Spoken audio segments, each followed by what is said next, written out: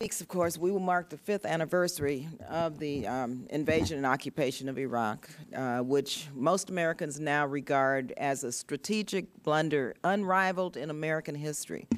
The war and occupation has unfortunately claimed the lives of nearly 4,000 of our young, very brave men and women, over 28,000 injuries and wounded, many suffering with the most horrific of injuries, and countless Iraqi civilians. The Iraq War has seriously harmed our nation's international reputation. It's diverted needed resources and personnel from Afghanistan. It's created a generation, really, of future enemies incensed by this endless occupation of their country by a foreign power. And if that weren't enough, the $500 billion which American taxpayers have already spent on this occupation, and that's what it is now undermining our ability to finance the investments that people need to address the pressing domestic needs of the American people and to revive our sagging economy. And all of this could have been avoided had the administration had the wisdom and the will to pursue a diplomatic solution rather than a military response to the notion that there were weapons of mass destruction in Iraq. Now, that's why we, quite frankly, have a State Department in the first place.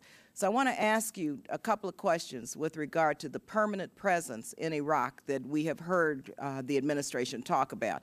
First of all, on 6 occasions now, the President has signed legislation that prohibits permanent military bases in Iraq. And unfortunately, in the last defense authorization bill, he issued actually a signing statement really just saying, you know, I'm really not going to have to comply with this provision of the law.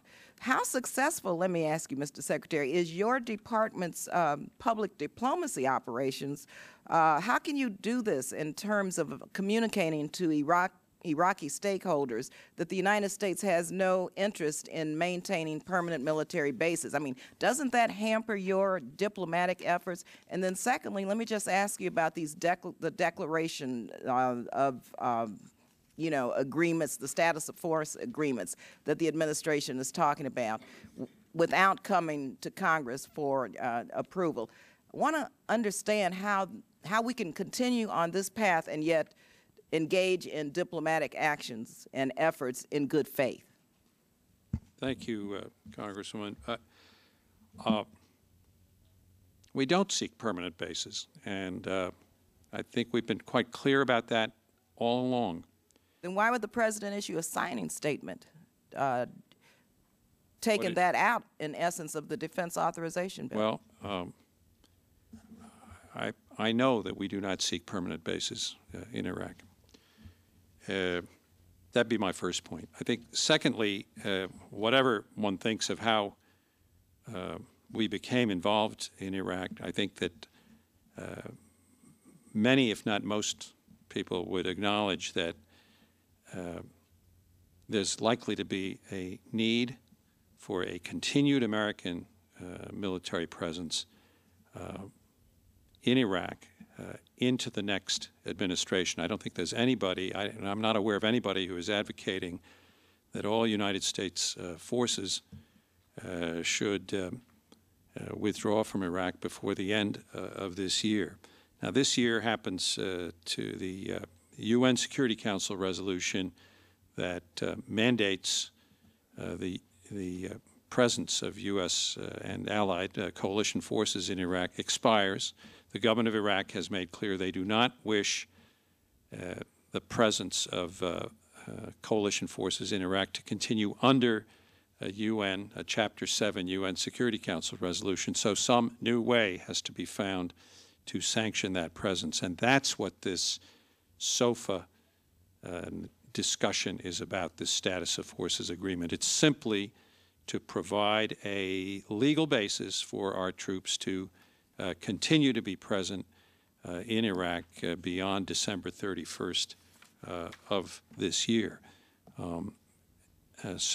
But also, I believe there are plans to exempt civilian contractors from prosecution under Iraqi law if, in fact, this SOFA agreement moves forward. So there's more to it than just a standard SOFA presence. But the SOFA will be basically designed to provide a legal framework for the maintenance, the continuation of a U.S. Presence in Iraq. You're right. There will be included in these discussions a request that certain types of immunities and legal status be granted to contractors who provide security for U.S. For the U.S. presence there, civilian contracts who provide security, but it's not.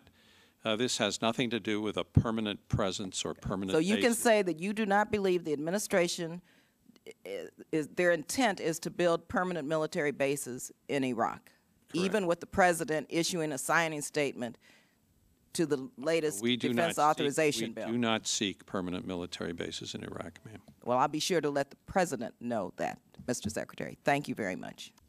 Thank you, Ms. Lee. Mr. Secretary, I wanted to follow up